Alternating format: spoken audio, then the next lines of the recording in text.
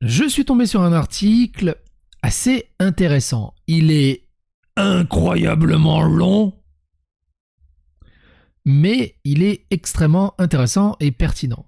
C'est un article, ou plutôt une analyse, qui est paru dans le DDV, le droit de vivre, qui est le journal de la LICRA, tout simplement, et qui s'intitule « Les dérives racialistes du néo-antiracisme ».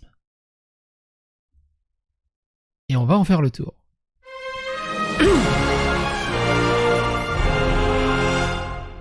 Alors, vous allez voir au fur et à mesure. Alors, l'intro est très longue avant de rentrer dans le vif du sujet.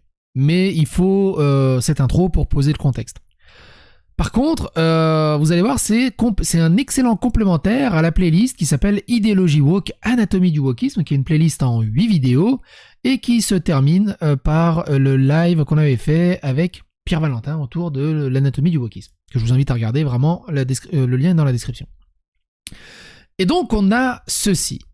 Les dérives racialistes du néo-antiracisme. Pierre-André Taguieff participait le 27 janvier à une visioconférence organisée par le réseau de recherche sur le racisme et l'antisémitisme, la RRA, lors de cet événement intitulé « L'antiracisme est-il devenu fou ?» et sous-titré « Les dérives racialistes du néo-antiracisme ». Le politiste dénonçait un dévoiement de l'antiracisme opéré en France depuis le début des années 2000 à la suite des États-Unis. Selon lui, au nom des minorités érigées en victimes, des groupes extrémistes s'efforcent désormais de monopoliser la lutte contre le racisme. Or, leur dénonciation d'un racisme systémique banalise le recours à des représentations ethno-raciales, tout en perdant de vue la lutte globale contre toutes les formes de violence interhumaine dans laquelle l'antiracisme ne saurait cesser de s'inscrire. Donc Pierre-André Taguieff, c'est monsieur. Il y a une autoroute.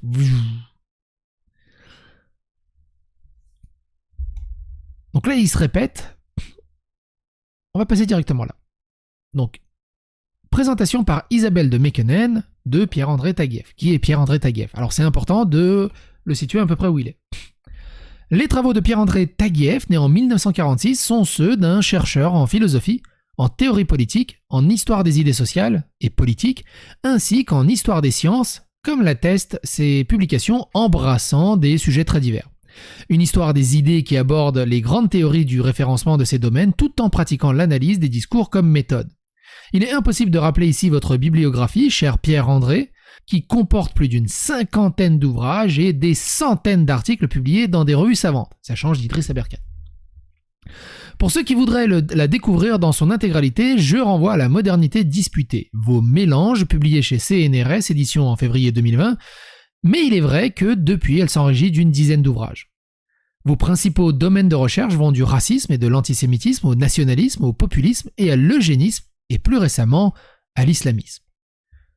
Vous avez aussi publié des études sur l'idée républicaine et le devenir de la démocratie, sur la notion d'émancipation, sur les problèmes posés par le multiculturalisme et le communautarisme, sur la question du pluralisme, les interprétations de l'histoire, l'idée de progrès, celle de la décadence, la bioéthique et les théories du complot, ainsi que sur des figures telles que Richard Wagner, Arthur de Gobineau, Georges Vacher de la Pouge. C'est quoi ce nom? Georges Vacher de la Pouge.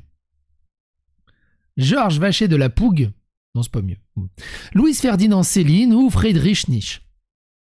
Pourquoi est-il important de rappeler la pluralité de vos ancrages disciplinaires? Précisément parce que c'est à leur intersection que vous avez inscrit votre réflexion sur le racisme et l'antiracisme depuis La force du préjugé en 1988.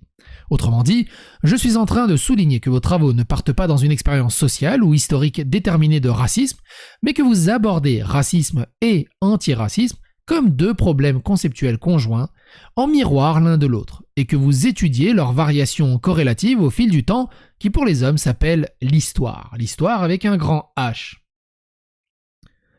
Si je devais audacieusement formuler le fil conducteur qu'est le vôtre, je dirais que vous avez constamment cherché à penser ensemble le racisme et l'antiracisme afin de mieux les connaître pour reprendre la fameuse distinction kantienne, votre démarche témoignant ainsi de ce que Bachelard appelait dans la formation de l'esprit scientifique le sens du problème.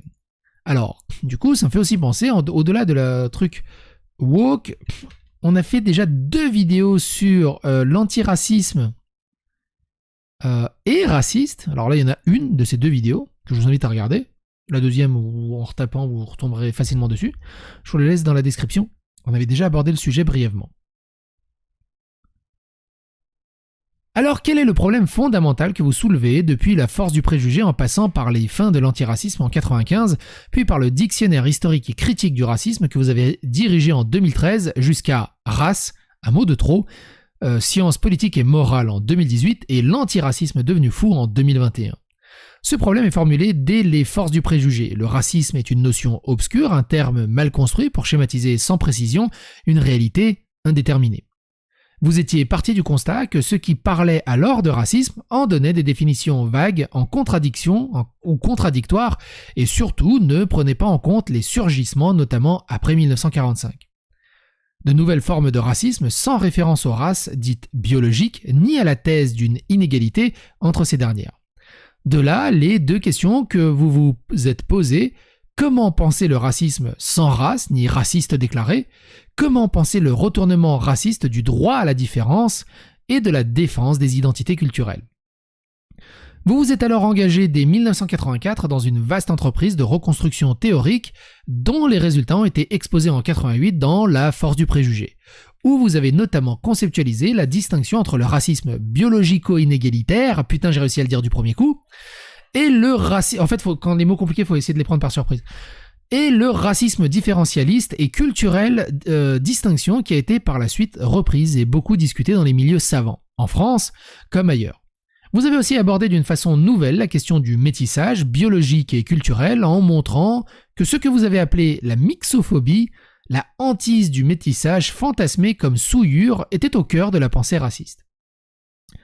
Derrière les réactions mixophobes, vous avez aperçu la rémanence de la croyance au polygénisme et au polylogisme en formulant l'hypothèse que l'imaginaire raciste était fondé sur la croyance à l'existence de plusieurs espèces humaines dotées de formes mentales irréductiblement différentes, d'où un déplacement du problème du racisme vers celui de la racialisation.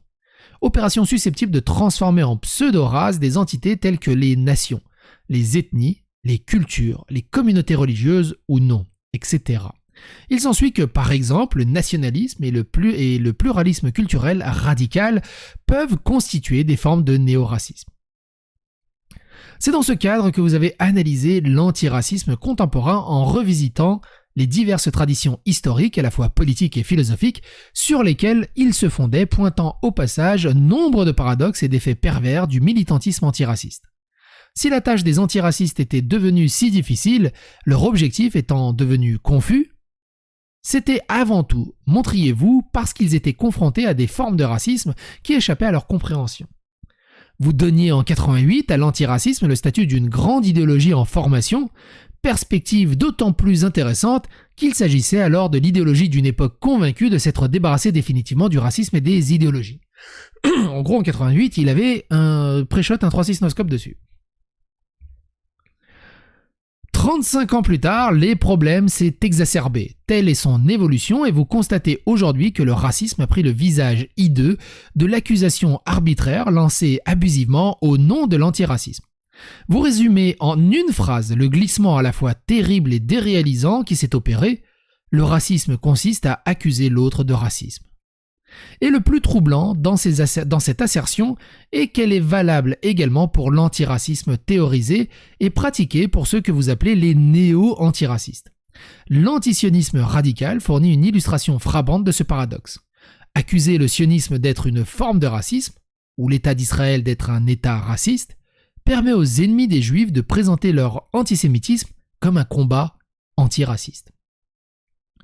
L'antiracisme ainsi idéologisé semble donc toujours consister à vous lire en une machine polémique, dirigée contre des ennemis réels ou imaginaires que vous allez nous aider à identifier. En outre, et tout le monde aime ce mot, en outre, j'adore ce mot, en outre,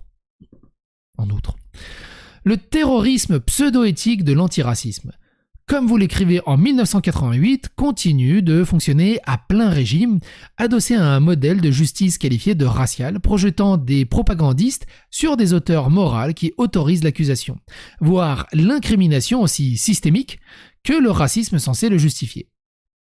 Mais votre examen critique, sans complaisance, loin de vous conduire à congédier le combat antiraciste, n'est pour vous que la condition des possibilités d'une tentative de repenser, voire de refonder l'antiracisme, aujourd'hui enlisé dans le culte des identités. Tâche redoutable qui implique de remettre à l'ordre du jour le débat sur ce que vous appeliez en 1988 l'universalisme difficile, pour le distinguer des paresseuses évocations incantatoires de l'universel. Ça, c'était l'introduction. Non, c'était l'introduction de la conférence.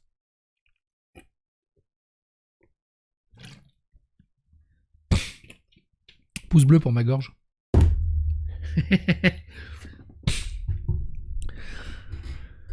Introduction. La lutte contre le racisme est une chose trop sérieuse, plus... 3-4, on recommence. Faux départ. On a tous droit à un faux départ.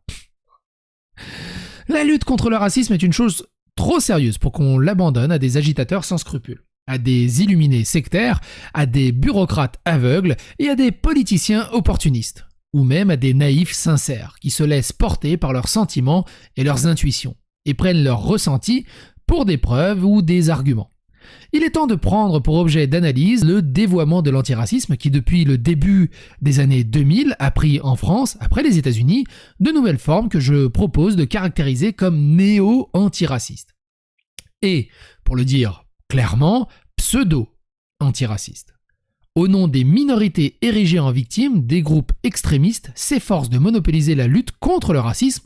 Il s'agit là d'une escroquerie intellectuelle et politique dont les effets destructeurs se font de plus en plus sentir.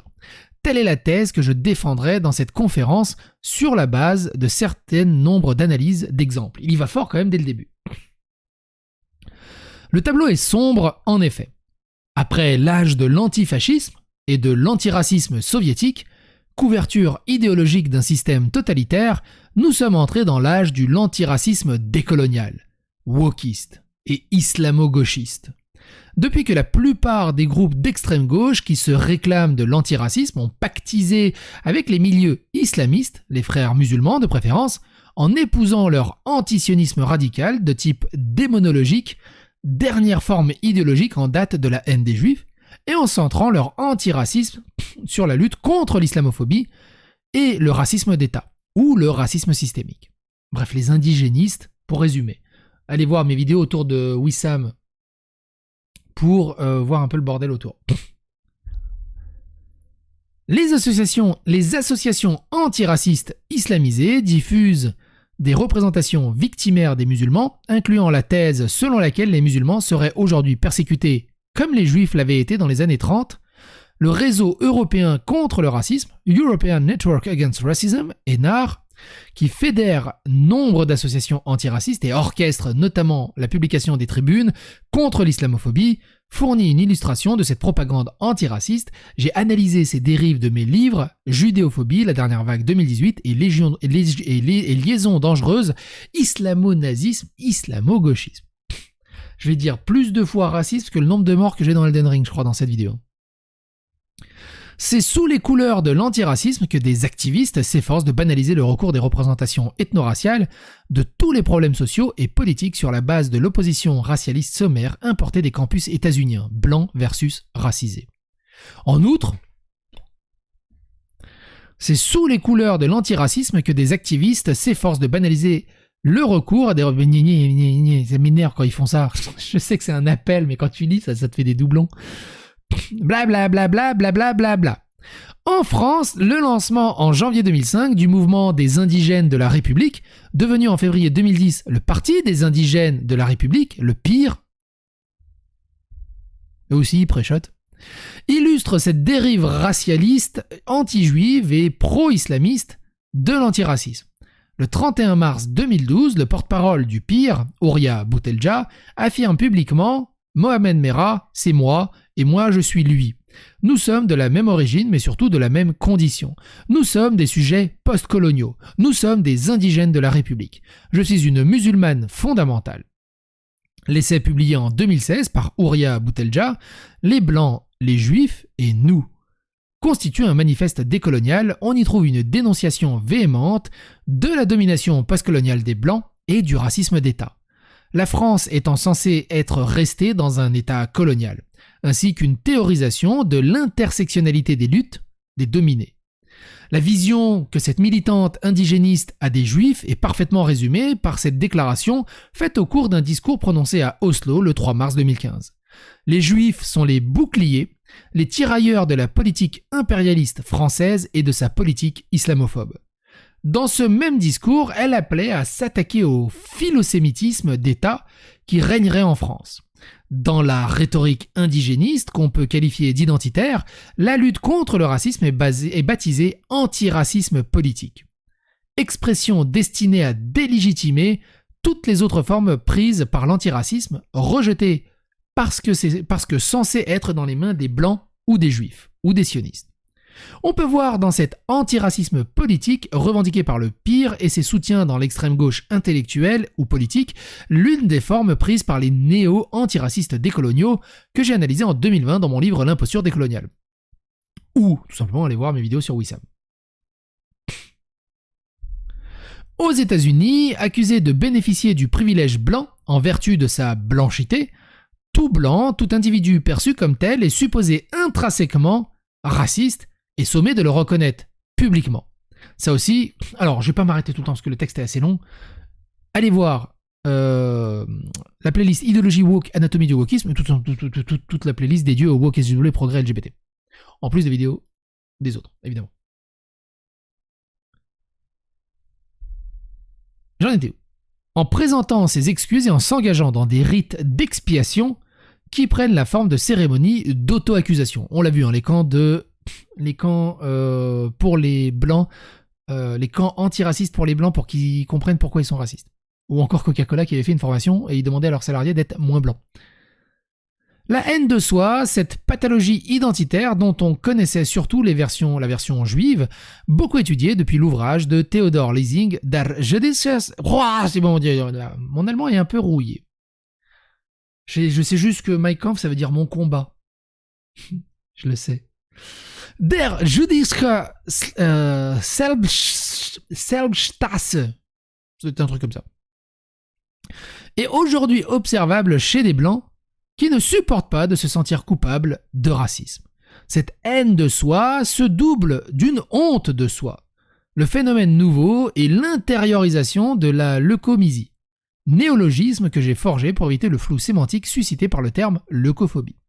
Il n'est pas ici en effet question de peur, phobos, mais de haine, misos. C'est ça, misos. Mais c'est pas si mauvais que ça, la soupe miso. Bon. Pour les mêmes raisons, plutôt que de judéophobie, il faudrait parler de judéomisie.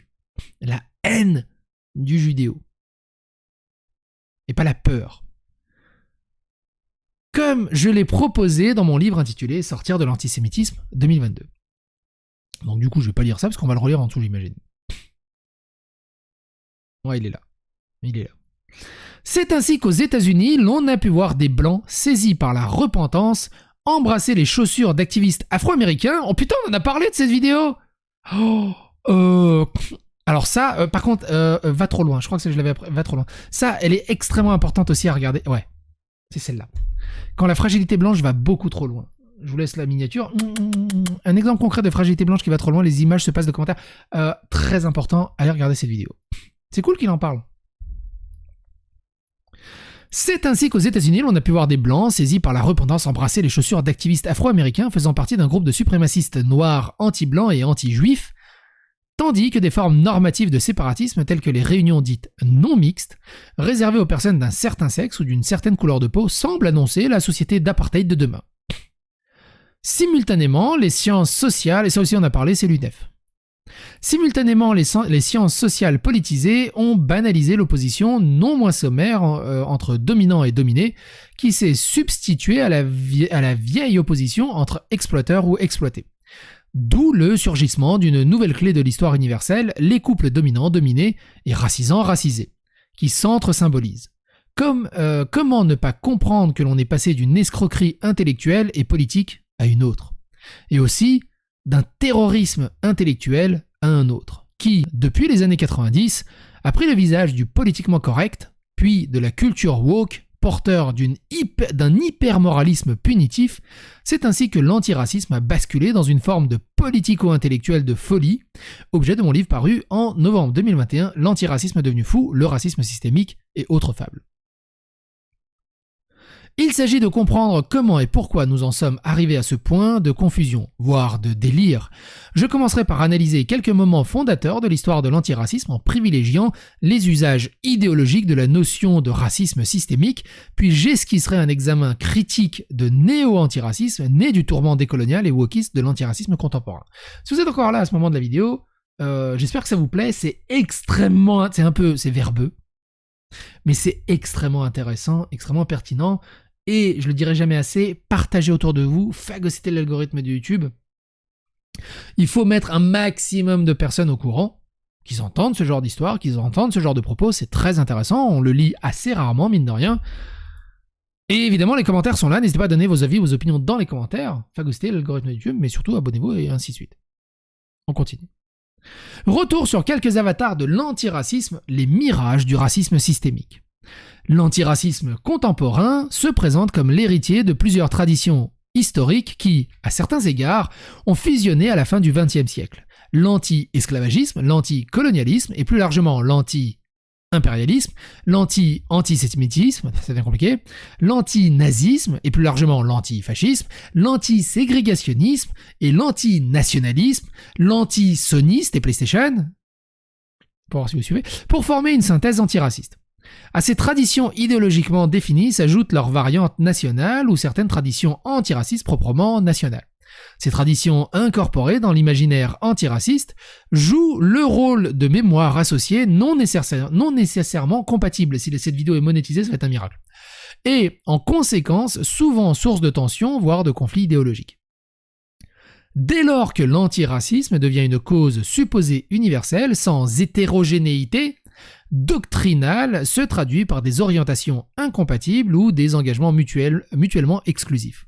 La synthèse antiraciste a explosé à la suite de l'irruption des réinterprétations islamistes, islamo-gauchistes et décoloniales de l'antiracisme au cours des 2 premières décennies du XXIe siècle, dont l'effet a été de placer au centre de l'antiracisme la lutte contre l'islamophobie, permettant de criminaliser tous les non-musulmans, et la dénonciation litanique du racisme systémique, mode de criminalisation des blancs et des sociétés blanches.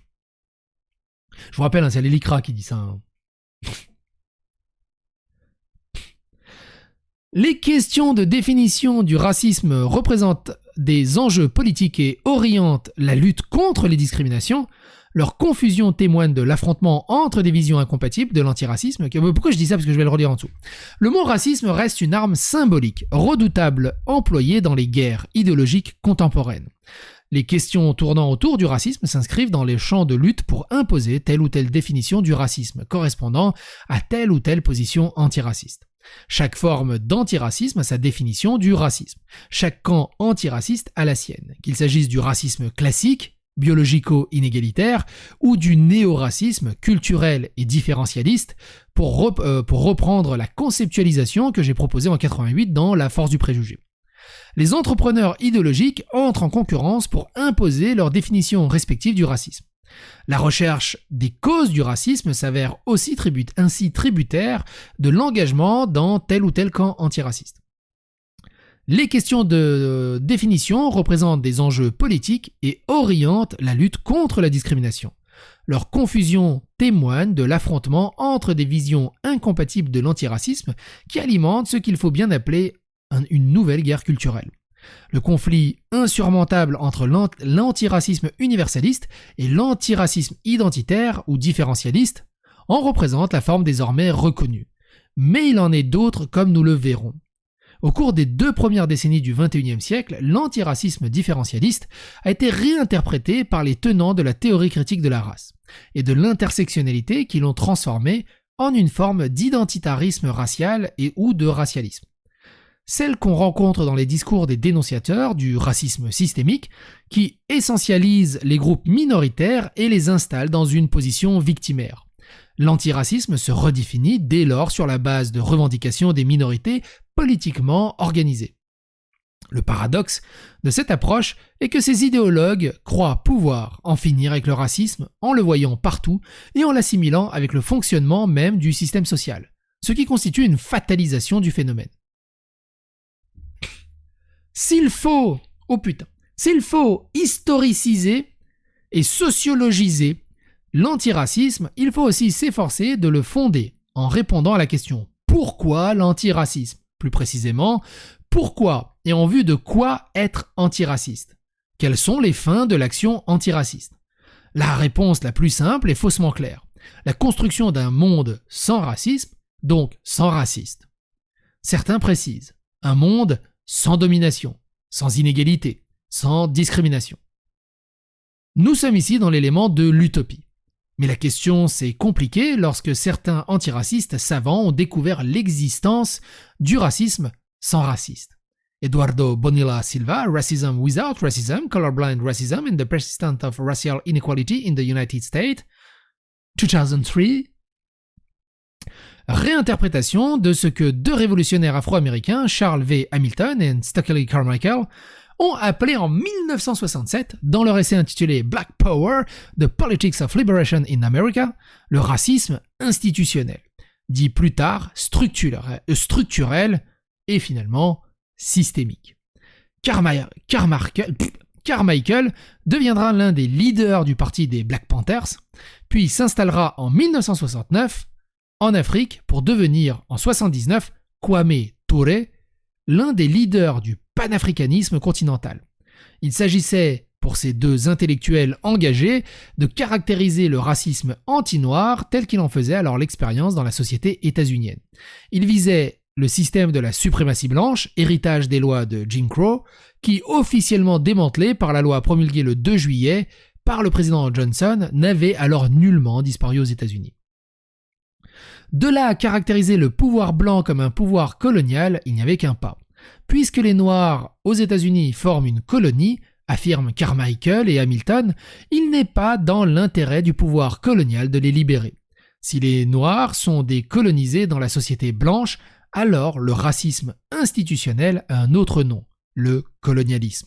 Un colonialisme interne, assimilable, un nouveau système de caste à base raciale.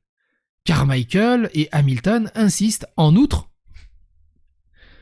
sur le caractère voilé ou caché, covert, indirect, souvent non intentionnel et socialement peu perceptible du racisme institutionnel, par opposition à ce qu'ils nomment le racisme individuel, expression désignant l'ensemble des actes de violence commis par des individus blancs contre des individus noirs, actes relevant donc du racisme ouvert et déclaré, overt. Flagrant socialement visible. On reconnaît dans cette croyance un racisme diffus et invisible, ce que les psychologues cognitivistes Thierry Ripoll appelle l'obsession du monde caché. Pourquoi croit-on? Psychologie des croyances 2020. On peut supposer qu'au cours des années 70, la forte acceptabilité idéologique du racisme institutionnel ou structurel dans les milieux intellectuels occidentaux avait notamment pour cause le mode structuraliste dont les figures les plus célèbres étaient situées à gauche ou à l'extrême gauche.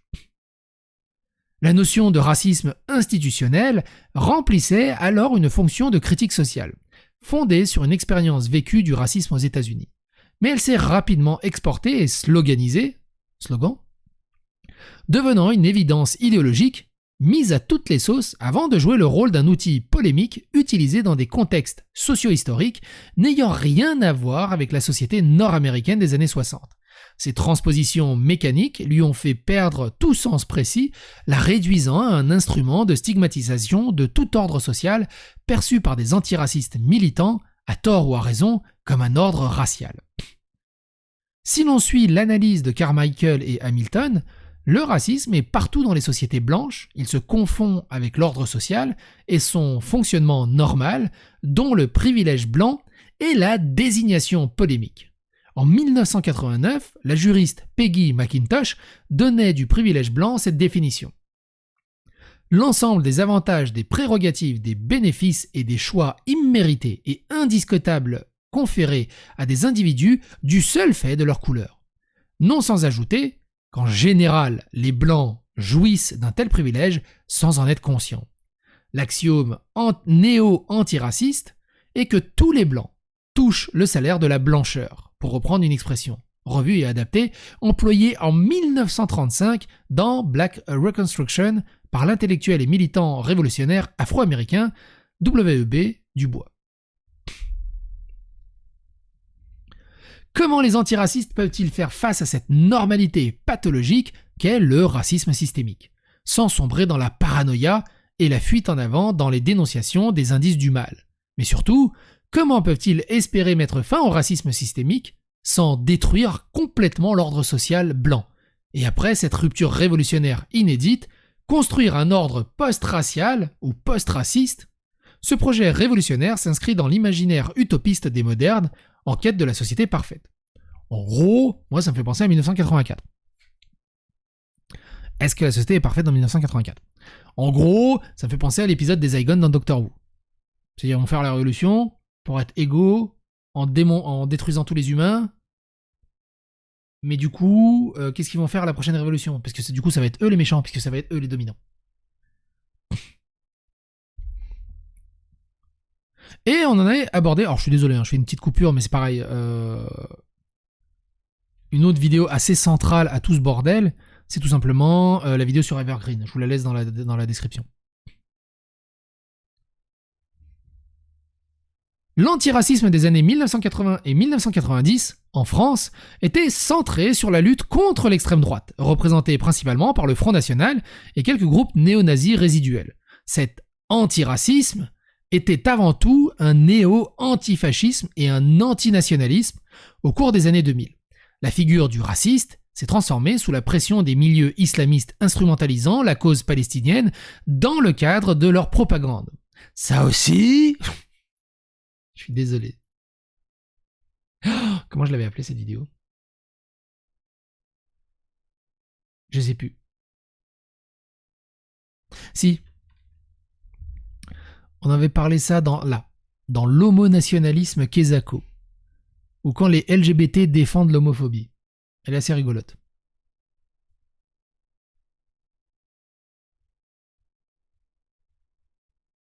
Le raciste par excellence a pris ainsi la figure de l'islamophobe. Sans disparaître du tableau, l'antinationalisme est passé au second plan.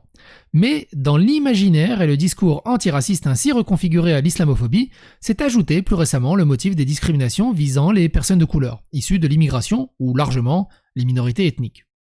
D'où la recentration du regard antiraciste sur la négrophobie et l'arabophobie, censée être impliquée par le mystérieux racisme systémique, cette puissance occulte sans sujet.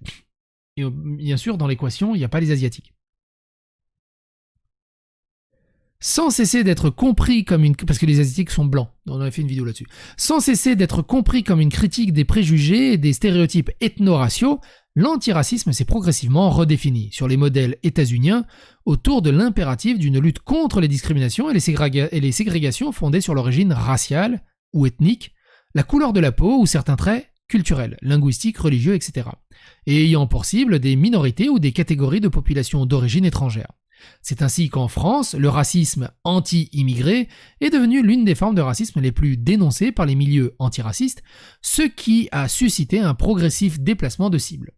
Les nationalistes xénophobes sont devenus les figures politiquement les plus visibles du racisme, reléguant à l'arrière-plan les antisémites à l'ancienne et les néo-nazis, mais aussi détournant l'attention de la judéomisie et de l'espéromisie. Qu'est-ce que c'est l'espéromisie? Espéromisie? C'est la haine de l'espoir? Qu'est-ce que c'est espéranto? Attends. Forcément, comme c'est un néologisme, il n'y a pas d'explication. Écoutez, vous êtes là, les commentaires sont là, s'il vous plaît, j'ai besoin d'aide. Qu'est-ce que c'est espéromisie? Espéro? Ils espèrent? L'espéranto? Explique! Judéomisie, tu l'as expliqué, mais espéro! Et de l'espéromisie islamiste, la haine des juifs et la détestation de l'Occident allant de pair. Ah bah voilà, fallait juste lire la suite de la phrase aussi. T'es con ou quoi? Je me parle à moi-même. Donc l'espéromisie, c'est la détestation de l'Occident. Et pourquoi pas l'occidenmisie du coup?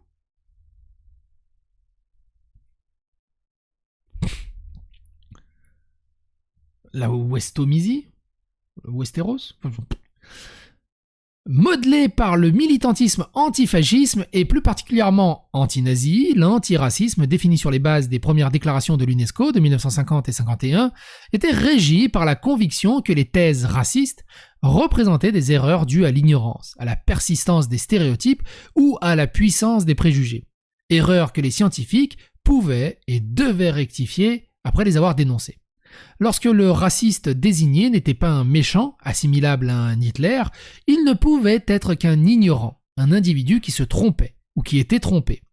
La bonne nouvelle, colportée par les militants antiracistes, pouvait se résumer en une phrase. Le racisme n'est en rien scientifique. La preuve en était que les généticiens l'avaient privé de son fondement anthropologique. Pour eux, le terme de race était désormais dénué de sens. L'antiracisme se définissait idéalement comme la poursuite du combat des Lumières contre les ténèbres, de l'ignorance ou des idées fausses. Donc, dont le racisme nazi et le racisme colonial, à l'âge de la décolonisation, étaient l'illustration historique par excellence. L'antiracisme savant, incarné par le discours autorisé des biologistes et plus spécialement des généticiens engagés, a ainsi longtemps dominé les pratiques antiracistes depuis les premières déclarations de l'UNESCO.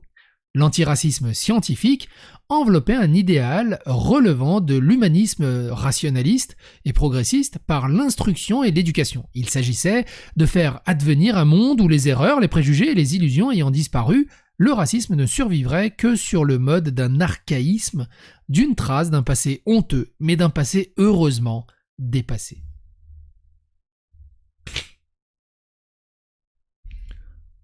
Faudrait que je me coupe les cheveux aussi. Cette fois, dans l'inévitable dépérissement futur du racisme semble s'être évanoui. Le militantisme antiraciste est passé d'un optimisme historique à un pessimisme anthropologique. Si le raciste n'est plus un ignorant mais un méchant, s'il se définit par ses pulsions ou des passions négatives, la haine, l'intolérance agressive, etc., plutôt que ses préjugés, alors le mal est en lui. Et son cas semble désespéré. L'antiraciste n'a plus pour tâche de conduire le raciste vers le bien, par l'éducation ou la rééducation, mais de l'isoler en tant que porteur du mal. Le raciste doit être monté du doigt, stigmatisé, mis à l'écart, frappé de mort sociale. Il ne peut plus s'agir que de le mettre hors d'état de nuire, par la sanction judiciaire, au risque de rétablir la censure idéologique et de limiter la liberté d'expression. Ce pessimisme a aussi pris une forme culturelle ou civilisationnelle sur la base de la croyance au racisme systémique, en clair, au racisme blanc. Si en effet, les blancs sont des racistes pour la plupart non conscients, parce qu'ils sont le produit d'une culture raciste, ils deviennent irrécupérables et intolérables, sauf à accepter de se reconnaître en tant que racistes et d'expier sans fin cette faute originelle devenue une souillure ineffaçable. L'effet pervers de cette redéfinition théorique et pratique de la lutte contre le racisme est observable, notamment en France, depuis les années 70. Le racisme étant illégal et illicite, l'antiracisme s'inscrivant dans le système de valeurs et de normes conformes à la loi, les antiracistes cessent du même coup d'incarner une posture critique et contestatrice. Corrélativement, la plupart des organisations antiracistes ne fonctionnent plus comme des contre-pouvoirs, elles se transforment subrepticement en auxiliaire du pouvoir. Il y a là une rupture de tradition, car pour se référer à un moment fondateur de la lutte contre le racisme, l'affaire Dreyfus, il importe de rappeler que l'antiracisme des Dreyfusards était mu par la révolte contre l'injustice et le mensonge. Le dreyfusisme se situait du côté de l'anticonformisme, de la rébellion spirituelle. Les intellectuels Dreyfusards luttaient avec les armes de l'intellect au nom des valeurs universelles, justice, vérité, contre les préjugés officiels et les idées dominantes incarnées par le bloc articulé autour de la raison d'État, comprenant l'état-major, l'armée et l'Église. La fondation de la Ligue des droits de l'homme en 1898 témoigne de cette réaffirmation de l'universalisme par le camp Dreyfusard, réactivant ainsi l'héritage de la Déclaration des droits de l'homme et de sa constitution en noyau du récit fondateur républicain en socle de l'identité républicaine de la France. On peut voir dans cette institutionnalisation, en France, de l'universalisme antiraciste, l'une des origines de l'antiracisme d'État armé d'une législation spécifique, la lutte contre le racisme anti-juif ou l'antisémitisme, illustrant pendant l'affaire Dreyfus la montée d'un contre-pouvoir, celui des intellectuels, incarnation de la pensée critique, et progressivement devenue l'affaire d'organisations spécialisées, en même temps qu'elle se réduisait à des sanctions judiciaires. L'effet pervers de ce processus a été de marginaliser le rôle du savoir et plus particulièrement celui de la transmission des savoirs dans la lutte contre le racisme. Cette étatisation et cette professionnalisation de la lutte contre le racisme ont fait perdre un nombre d'antiracistes leur statut d'esprit libre incarnant un contre-pouvoir intellectuel tout en conférant à l'antiracisme le visage d'un dispositif répressif. L'esprit critique a été étouffé par la passion dénonciatrice. L'hyperlégalisme de l'antiracisme contemporain ne risque-t-il pas de conduire les antiracistes à s'installer dans une forme d'hyperconformisme, à oublier la Sorbonne au profit de la préfecture de police? Ne risque-t-il pas de faire dériver un combat ordonné à l'exigence de justice et de vérité vers une triste chasse à la délinquance verbale ou textuelle? #Twitter. Tout se passe en effet comme si, pour beaucoup, le racisme se réduisait à l'emploi de mots interdits ou suspects, décrétés tels par diverses instances s'autorisant abusivement à dire le bien et le mal. C'est ainsi que, sous la pression d'associations antiracistes, l'antiracisme est devenu une arme du politiquement correct, pour être instrumentalisé, notamment dans les pays anglo-saxons, par les activistes décoloniaux, la gauche woke, promouvant une idéologie victimaire, et les adeptes de la cancel culture, cette culture de l'annulation ou du bannissement. Un peu de boisson.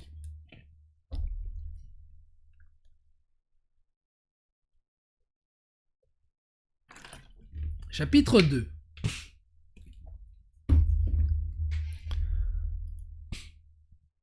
Le néo-antiracisme ou le tournant décolonial wokiste de l'antiracisme.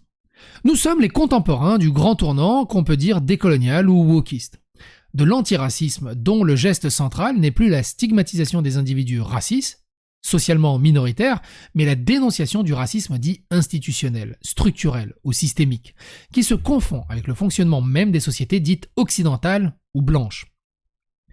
Dans cette perspective, le racisme est partout. Si en effet les blancs, tous les blancs, jouissent du privilège blanc, alors l'injustice raciale est au cœur des sociétés blanches. La suprématie blanche n'est plus seulement imputée aux esclavagistes ou aux colonialistes, racistes et à leurs héritiers, elle est élevée au rang de facteur explicatif principal de l'évolution et du fonctionnement des sociétés occidentales modernes. On fabrique ainsi des classes de victimes par essence, c'est-à-dire des catégories victimaires essentialisées dont les membres sont en droit de se sentir blessés ou offensés à tout propos, à tout instant. Un nouveau mythe mobilisateur, construit en référence à la mort horrible de George Floyd le 25 mai 2020, a fait le tour du monde, le mythe de l'innocence noire, inversion du mythe de l'innocence blanche, dénoncé par des intellectuels afro-américains engagés comme Cornel West et George Yancey, Backlash 2018. D'ailleurs, ça me fait penser à une autre vidéo. Comment béni, si je mets béni, non? Bénir? Non? Oh, si je mets Georges, je l'ai écrit tellement de fois. Ah, c'est ça, putain. Ah, c'est pas bénir, c'est baptême. Dans le George Floyd Square, sans police, la criminalité explose et des règles pour blancs sont... Non, c'est pas ça. Il y a aussi le fait, on en parle dans la vidéo, ils font des baptêmes George Floyd. Ils l'ont sanctifié. Des baptêmes sont également organisés sur les lieux sacrés du décès de George Floyd. Des règles pour les blancs en particulier sont mises en place. Je vous laisse la vidéo dans la description. J'en étais où? Ou les activistes indigénistes français. Il fait couple avec le mythe de la culpabilité blanche éternelle. Dans les deux cas, la pensée essentialiste est au travail. Les blancs sont par essence coupables, les noirs par essence innocents, et tentent à monopoliser, avec d'autres minorités non blanches, le statut de victime du racisme. Les idéologues du postcolonialisme et du décolonialisme postulent que le racisme colonial est en quelque sorte une maladie héréditaire et contagieuse affectant les descendants supposés des esclavagistes et des colonialistes, qui vivraient dans des sociétés néo-esclavagistes et néocolonialistes où les dominés seraient nécessairement racisés. Face à la supposée persistance voire à l'extension indéfinie du racisme colonial à des nouveaux groupes issus de l'immigration et formant de nouvelles minorités racisées, un unique remède est prescrit. La dénonciation litanique, dans le jargon décolonial respecté à la lettre, sous peine d'inefficacité, du racisme colonial censé persister et continuer de structurer les rapports sociaux dans les sociétés caractérisées d'une façon racialiste, comme blanche. C'est ce qu'il est convenu d'appeler, dans le dit jargon, l'antiracisme politique. Instrument d'intimidation dont la seule fonction est de disqualifier toute critique du décolonialisme qui consiste à voir le racisme partout et à où tout expliquer par le racisme. Bah oui, parce que si t'es contre l'antiracisme, c'est que t'es raciste. Puis de toute façon, t'es blanc. Il repose sur un postulat et un impératif. Un postulat constructiviste, selon lequel tout est socialement ou culturellement construit, et un impératif déconstructionniste, selon lequel tout doit être déconstruit. Il s'ensuit que tout peut et doit être reconstruit sans fin. Moi, quand tu me dis une traduction de ça, moi, dans ma tête, c'est une dérive sectaire. Un peu de Bluebeat Boulga, mais surtout du sectarisme. C'est ainsi que la race, construction sociale, peut et doit être déconstruite et reconstruite. Nier sa réalité biologique n'est qu'une manière d'affirmer son hyper-réalité sociale. Le rejet du racisme biologique ouvre donc la porte au racialisme constructiviste. La race compte, disent les néo-antiracistes. Et ça, c'est rigolo. Cet antiracisme politique n'est autre qu'une machine de guerre contre les Blancs et la société blanche. Il dérive de la définition néo-antiraciste du racisme comme racisme systémique.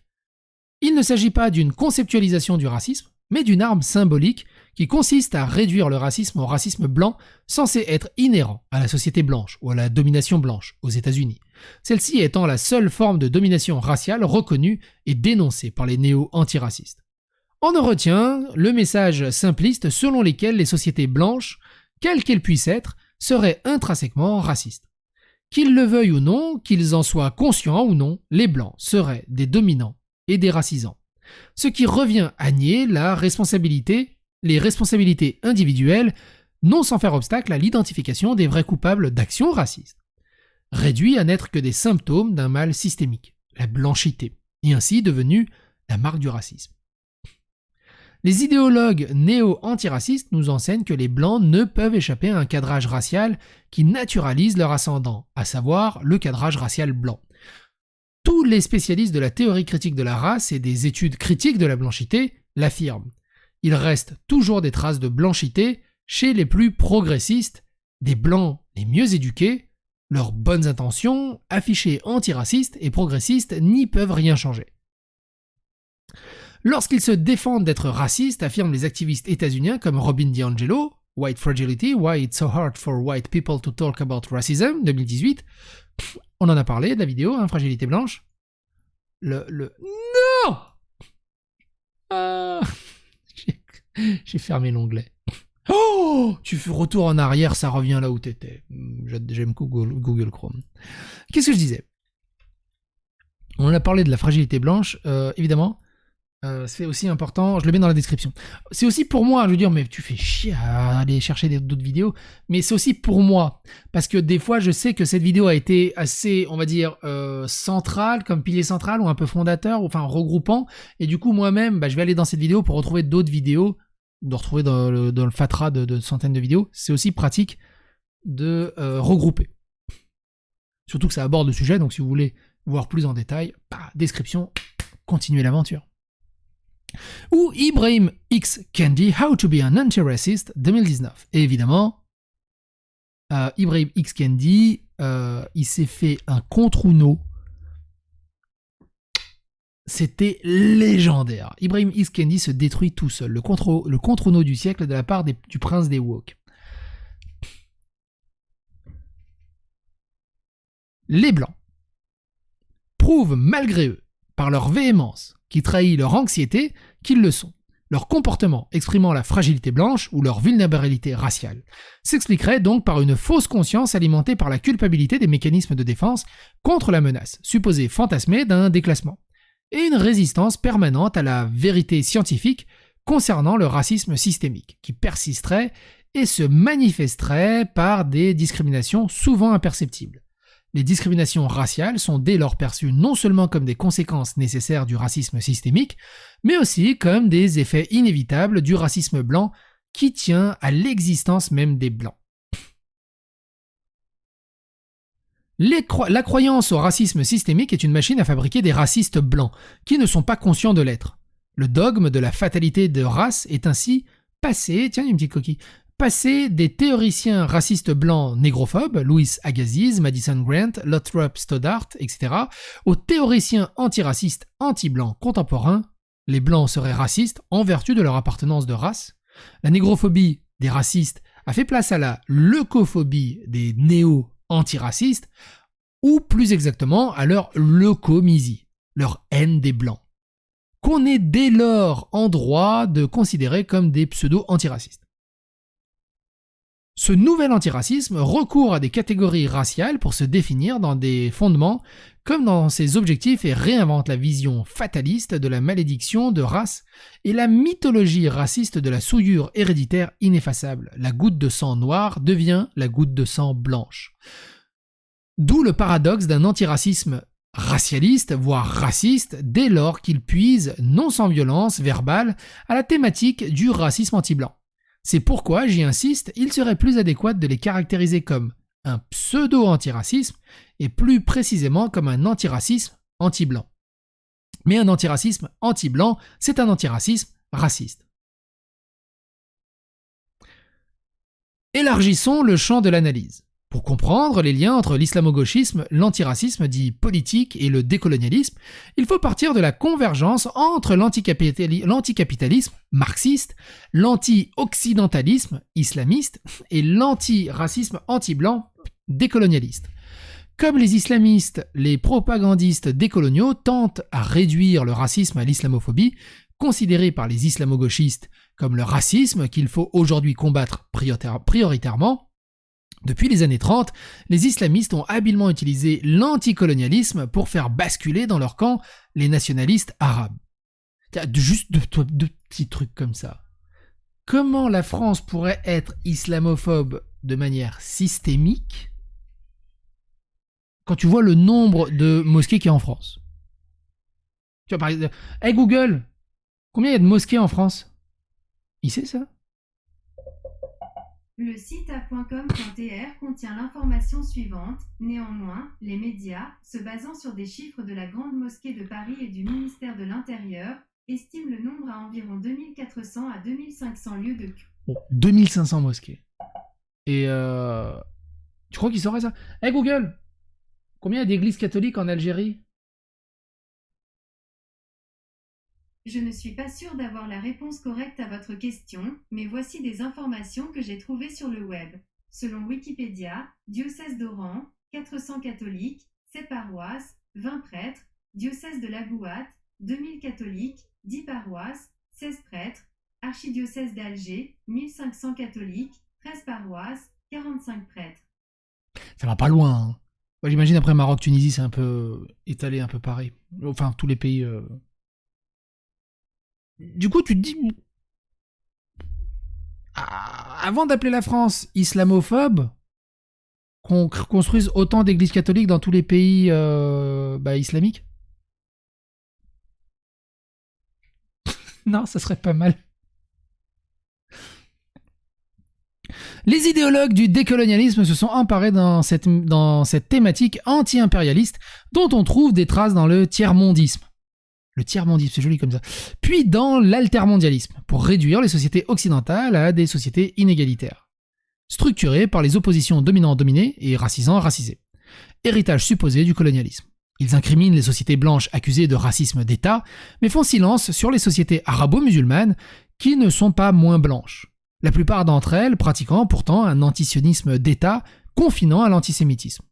Dans certains pays africains subsahariens, dont les gouvernants sont musulmans, on observe la mise en œuvre d'un racisme systémique, d'une extrême violence dont sont victimes les Africains non musulmans. En témoigne par exemple le génocide en cours des chrétiens au Nigeria par les djihadistes Peul, avec la bénédiction du gouvernement en place. Depuis juillet 2009, environ 43 000 chrétiens ont été assassinés et 18 500 kidnappés et ne sont jamais revenus. et environ 20 000 églises ou écoles chrétiennes ont été incendiées et détruites. Quand tu regardes le nombre de mosquées détruites et incendiées en France, ou dans les pays, on va dire, à gouvernement blanc et raciste, ça va. Franchement, l'équilibrage des charges est pas ouf, hein, c'est un peu déséquilibré. La religion, à l'importation grossière en France de la question noire par des groupes d'agitateurs identitaires mimant les suprémacistes noirs états-uniens, s'est ajoutée une mode idéologique fondée sur l'héroïsation du délinquant mort en martyr. À l'extrême gauche, l'icône Floyd a pris la relève de l'icône Guevara, le Che. La religion de l'autre à laquelle se réduisait l'antiracisme moralisateur tend à être remplacée par le culte de la victime de couleur, non blanche. C'est ainsi que la mort du délinquant Adama Traoré a été érigée, par analogie, en symbole de toutes les victimes non blanches des violences policières attribuées comme une seconde nature aux membres des forces de l'ordre présentés comme des mercenaires potentiellement criminels au service d'un impitoyable racisme d'État. Les milieux néo-antiracistes français ont ainsi plaqué une grille de lecture racialiste spécifiquement états-unienne sur une simple affaire de délinquance qui a mal tourné.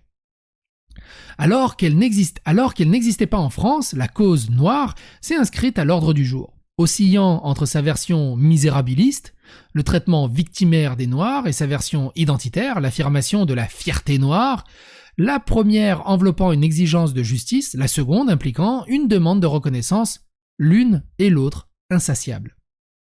Dans le langage woke, celui des éveillés, permanents et des offensés potentiels, on appelle microagression les mots, les attitudes ou les comportements susceptibles d'être perçus comme blessants ou offensants. Mettez une photo de moi sur Twitter et comptez le nombre de microagressions que les gens ressentiront.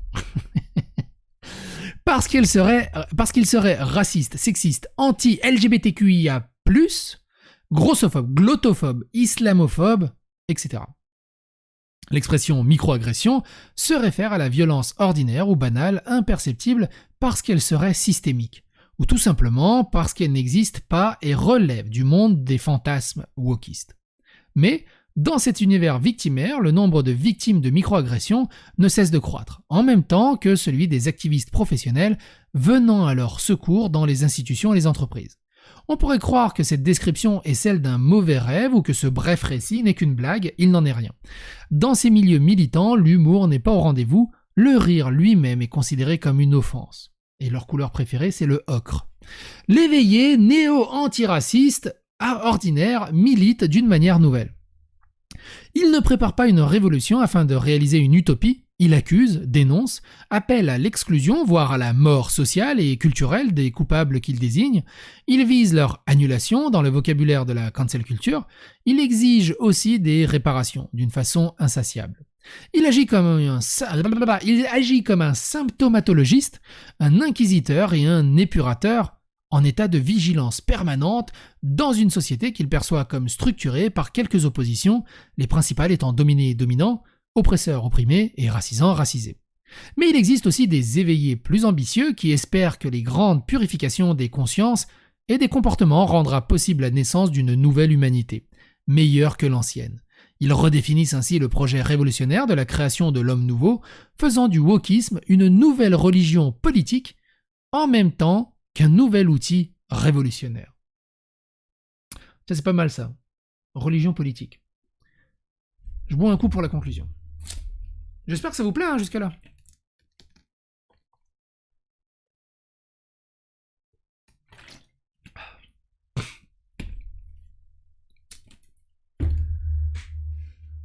La question du racisme se double désormais de la question posée par le néo-antiracisme qui, redisons-le clairement, est un pseudo-antiracisme, ou le produit d'un dévoiement de la nécessaire lutte contre le racisme.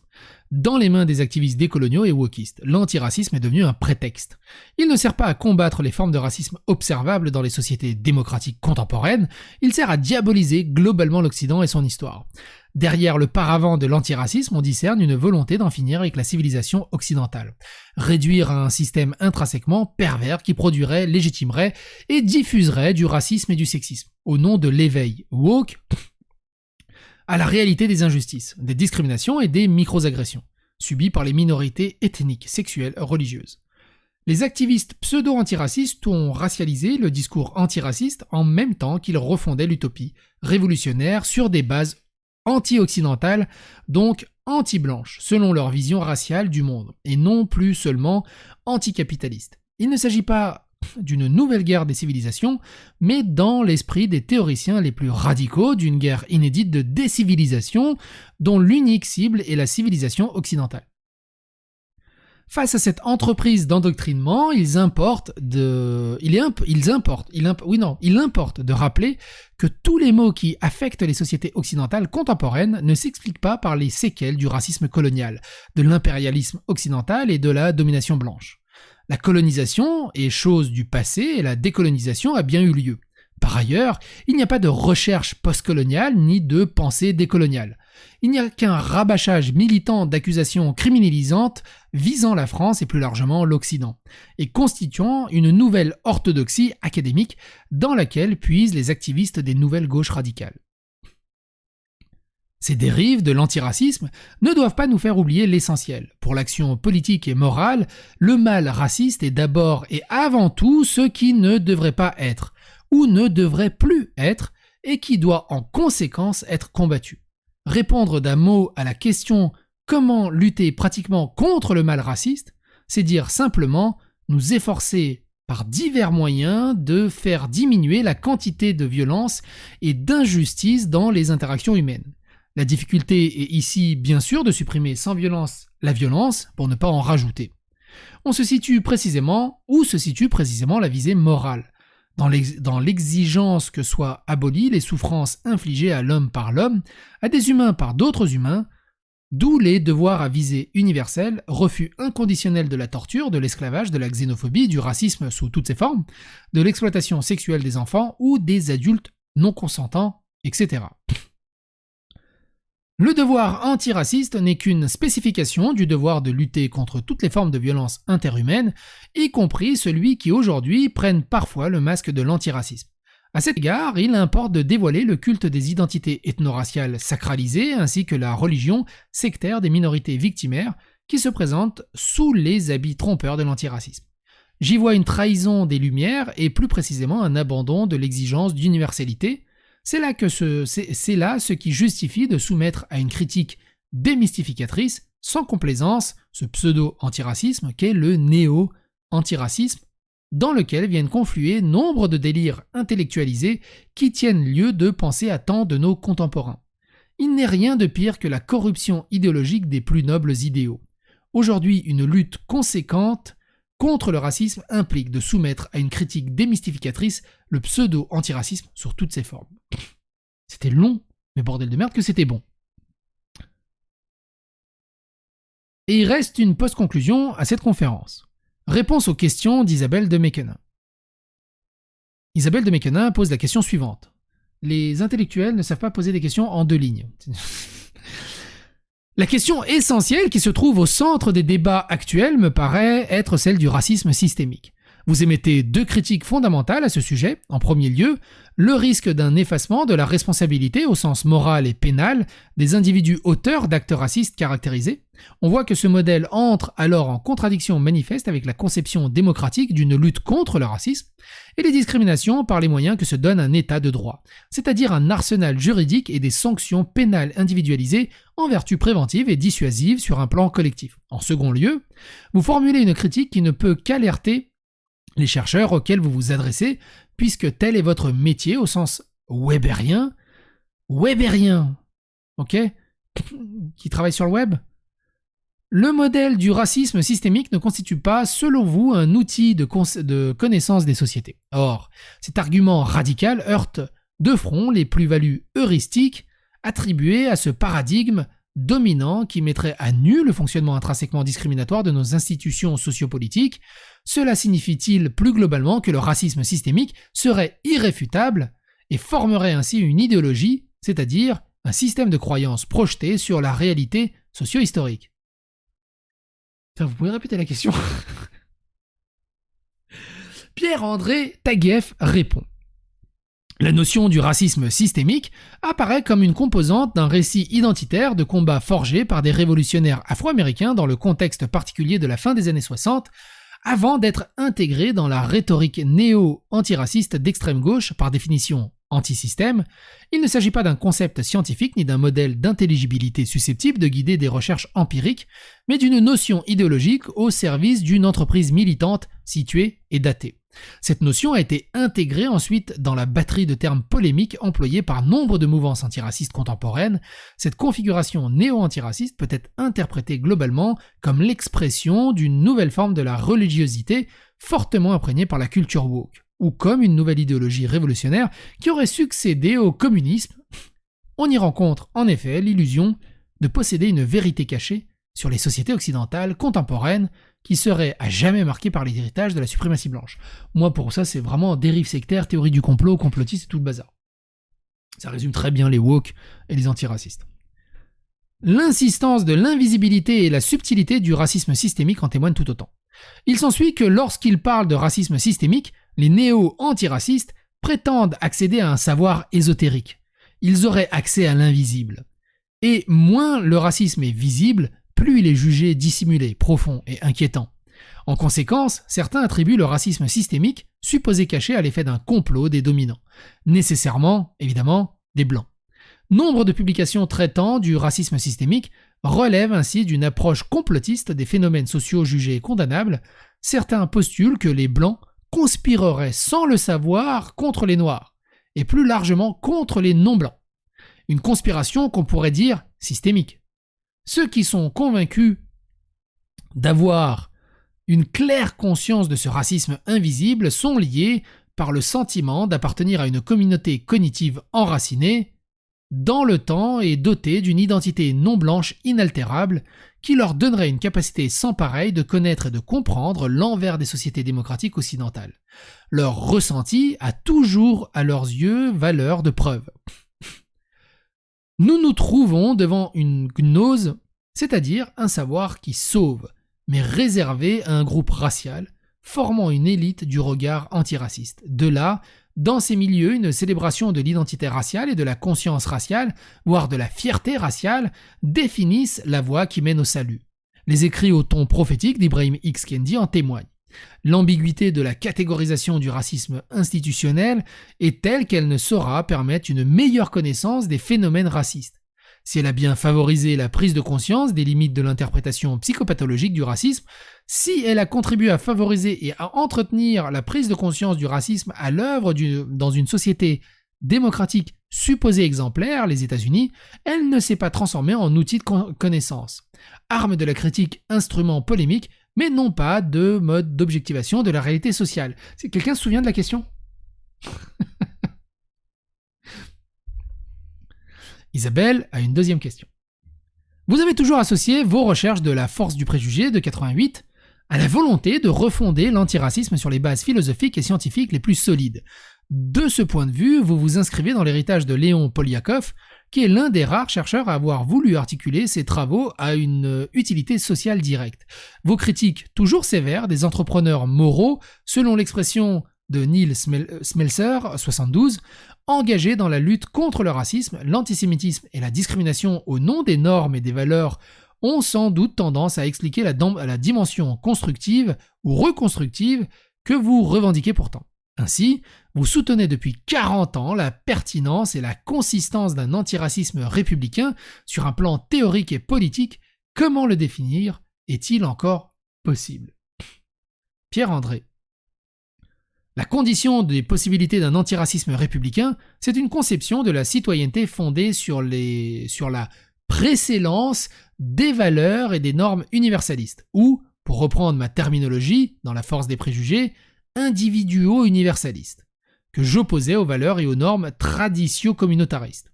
Elle s'oppose donc au relativisme ethno-racial et culturel, dont l'envers est l'absolution des identités collectives lorsqu'elles sont perçues comme minoritaires, ainsi qu'à la conception multiculturaliste de la citoyenneté, qui reconnaît des droits spécifiques aux groupes selon le principe « autant de différences, autant de droits différents », qui conduit inévitablement à des formes de communautarisme séparatiste. Si elle s'oppose à l'idée d'une citoyenneté différenciée, qui incite les groupes à se fixer sur leurs différences, d'où le risque d'une auto-ségrégation, et à entrer en concurrence ou en conflit les uns avec les autres. Elle respecte cependant ce qu'on appelle les communautés ou les identités minoritaires dès lors qu'elles restent dans les limites de la sphère privée, sans se traduire par des revendications politiques particulières. À cet égard, le principe de laïcité peut servir de modèle ou de boussole. Il permet notamment de faire barrage à la concurrence des victimes ou des identités victimaires qui brisent le consensus de base dans les sociétés démocratiques en politisant les paniques morales et en les transformant en croisades morales. C'est pourquoi, en France particulièrement, les néo-antiracistes, décoloniaux, indigénistes et islamo-gauchistes ne cessent de dénoncer la laïcité islamophobe, instrument, selon eux, de l'islamophobie d'État. Leur cible est l'État républicain à la française, qu'ils réduisent à n'être que l'expression et l'agent d'un insaisissable racisme systémique, hérité de l'époque coloniale. Ils se placent ainsi du côté des victimes imaginaires qui sont les minorités dont ils sacralisent les identités. Ils prétendent ainsi déconstruire le mythe national ou la mythologie républicaine pour la remplacer par leur propre mythologie identitaire et victimaire forgée à partir de leur haine des Blancs et de la civilisation occidentale, mais aussi de leur engagement partial en faveur de l'islam et des musulmans islamistes compris. Un antiracisme républicain ne peut donc que prôner l'indifférence aux différences groupales et rejeter toute essentialisation de ces dernières. Mais l'aveuglement volontaire aux différences n'implique ni hostilité ni mépris à leur égard. Ils refusent leur absolutisation et leur politisation en ce qu'elles sont susceptibles de déchirer le tissu social et de conflictualiser les apports sociaux. Un antiracisme républicain suppose une alliance entre l'universalisme moral et le patriotisme républicain, ou civique, qui implique la recherche du bien commun dans le cadre d'un état de droit. Il vise à réaliser l'égalité des chances dans les communautés des citoyens, qui est la nation, mais refuse de recourir à la discrimination positive, machine à produire de l'injustice, au nom du bon sentiment. On ne saurait combattre une injustice par une autre injustice. Le devoir de vigilance antiraciste doit inclure la vigilance envers les dérives et les délires qui menacent les antiracistes eux-mêmes.